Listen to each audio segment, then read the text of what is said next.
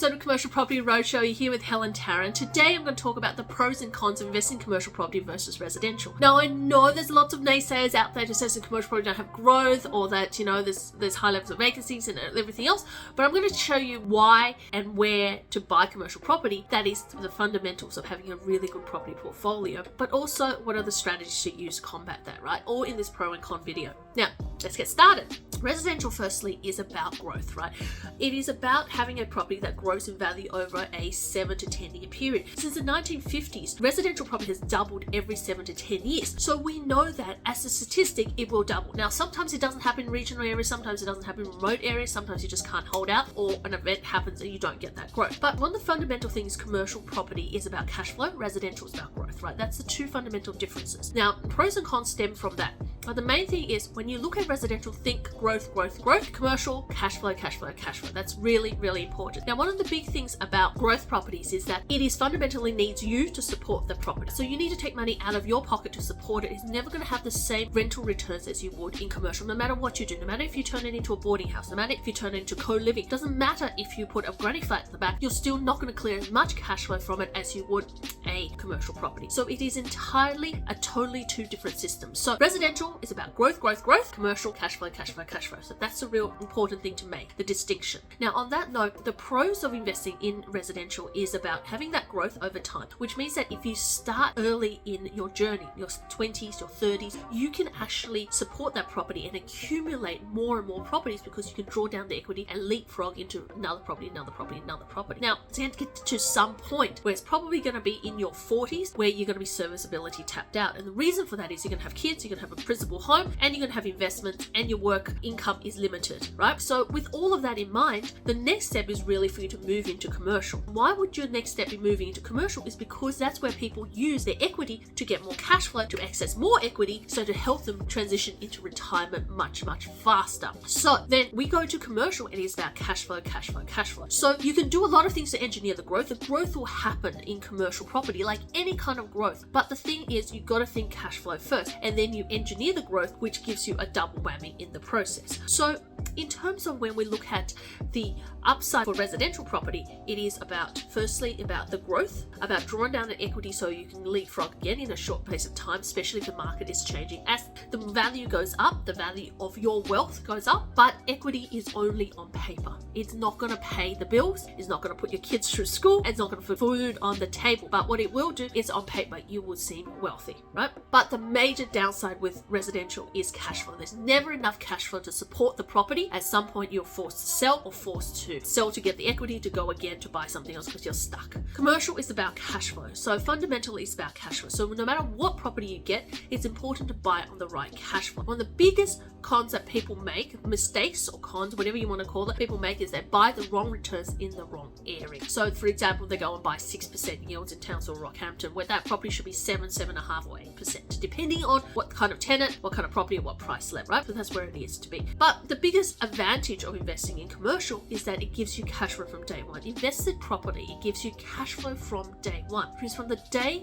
you actually transact and settle on the property, you get cash flow. And it doesn't matter if the cash flow is $5,000 a year or $50,000 a year. The thing is, you start being positive, and the property services itself plus the deposit you put into it. And that doesn't happen in the residential space. So for example, you're buying $1 million property. You need either a 20 or 30 or 40% deposit, depending on your LVR level and your servicing. You need to draw that down from your residential space. But the value of that drawdown is 6.5% at the moment. And you put that into a commercial property, you need a property that can service both the deposit and the loan, and a commercial property can do that above 6.5% towards 7%. So anything in regional at 7% can service both those loans, right? Which means that there's no pressure on you, and it's 100% dependent on the property, plus the property still give you a little bit of positive cash flow. So it's win-win for you. So biggest benefits and rewards with commercial versus residential. Number one of the rank is growth for residential, cash flow for commercial. That's the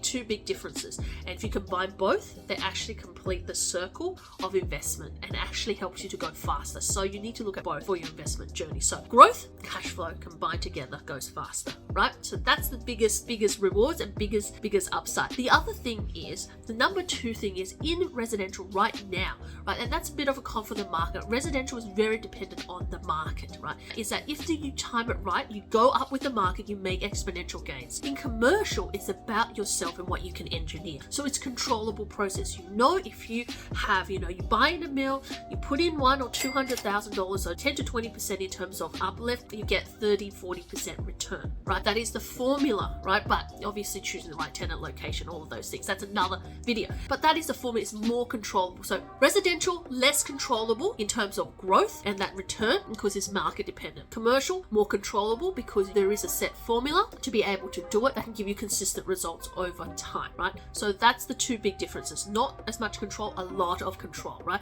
The same with your portfolio with the commercial. You can go and choose. Now, we've got clients who have unencumbered residential properties and they need to access the equity. They can go and access the equity by going to a really high regional town and get a 9% yield, and then access their equity, do their first deal, and then move forward to the second deal and third deal. And that helps to unlock their patterns, right? Or lock their portfolio when it's stuck together, right? So that's what it is for, right? So that's difference. Less control, more control over this side as well. So that's the fundamental difference. And then thirdly, it is about everything is individualized in commercial versus residential, and it's a gross lease versus a net lease. And the reason I talk about individualization is when you buy a residential property, the loans are very much broad-based across the market. So if you buy an investment property, it's going to be 3-bedroom, 2-bedroom, 4-bedroom plus 1 bathroom, 2 bathroom, 5 car spaces, 2 car spaces, 1 car space, whatever it is, right? You know what it looks like. The bank knows what it looks like. It does a valuation. The valuation is cheaper, and off they go, right? It's cookie cut in that. Commercial property is not like that. Commercial property loans are property dependent. So your tenant versus the area, lease term can vary from one tenant to the next. You can have exactly 2 warehouses and value. One could be $200,000 or $300,000 more compared to the other one purely because of the tenant, the fit out, and maybe the access and the lease term versus something that has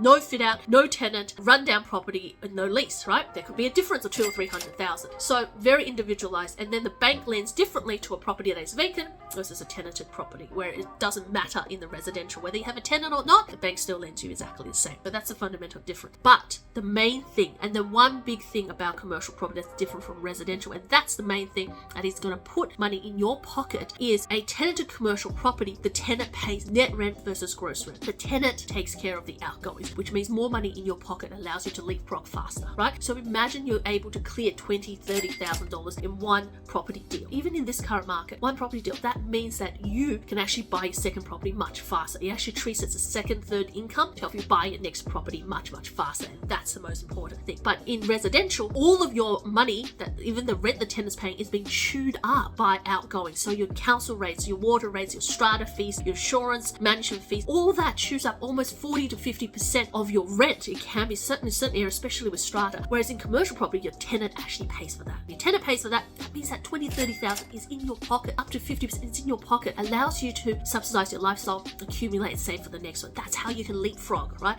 One to the next, right? So in commercial property, the biggest difference is commercial property is traded on net rent basis, residential traded on gross rent, right? So there's more money in your pocket through a commercial property than there is in residential. Now, you should have both in your portfolio because by investing in both, it's going to help you move further, faster, but you've got to start with one or the other, right? And build, right? And that's one of the things that Unicorn really specializes in, is transitioning you from residential to commercial. We actually really understand that on a fundamental basis because we've done it day in, day out, transition from residential to commercial property. And that's really important for you to get started. So if you are looking to get started, click the link below, booking for a strategy call, also join our community because it's really important for you to join our community, find out more about commercial property and how to get started, our webinars, our meetups, our recordings. So all of those things, right? And also check out our book as well. So all of those things are down below, but otherwise check out unicorn.com.au, helentarrant.com, and I'll see you at the next video. But don't forget to subscribe and hit the button.